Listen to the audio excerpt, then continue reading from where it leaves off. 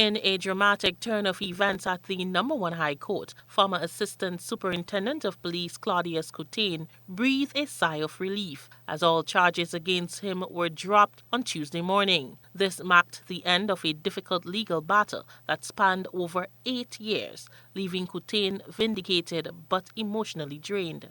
Coutain had been embroiled in a legal dilemma since August 2015 when he was arrested and charged in connection with an alleged driver's license racket involving businessman Matthew Harris, also known as Captain Harris. The charges leveled against Coutain included 5 counts of deceit of a public officer and 1 count of conspiracy to deceive the public office. Speaking to GBN after the court's decision, Coutain expressed a mix of emotions.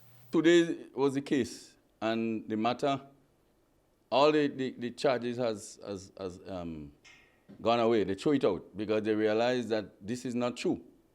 And I mean, I can give somebody a license, so I can't sell license. But I can give somebody an upgrade because it is in the law. So they accused me wrongfully and arrested me for selling license. Afterwards, I see someone's coming to me stating that I was assigned false document. How could I sign false document and I the officer in charge of traffic? I have to sign the document. Who could sign it if I give somebody an upgrade? So, and this is where the problem was. I feel good, but I feel tear up because you tarnish my reputation. Throughout the ordeal, Coutain steadfastly maintained his innocence, strongly denying any wrongdoing. Despite being granted bail set at $20,000 EC, his life took a tumultuous turn. He re-encountered the toll of the accusations, both personally and professionally, stating that he was unable to secure employment and faced humiliation on numerous occasions. Could you imagine the 2015, I stand up in Grenville at Juve morning, and a vagrant come up to me and tell me what a license to buy? Could you imagine that? All over the place, all over the Facebook, name it, news, radio station, calling program, everybody is on Mr. Coutain in the 8 years and 8 months.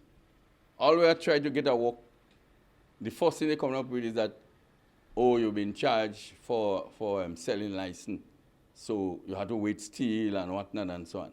Addressing the media, Coutain implored high-ranking officers of the Royal Grenada Police Force to ensure thorough investigations before making accusations against officers. He emphasized the need for accountability within the law enforcement community, urging the RGPF to issue a formal apology for the distress caused to him and his family.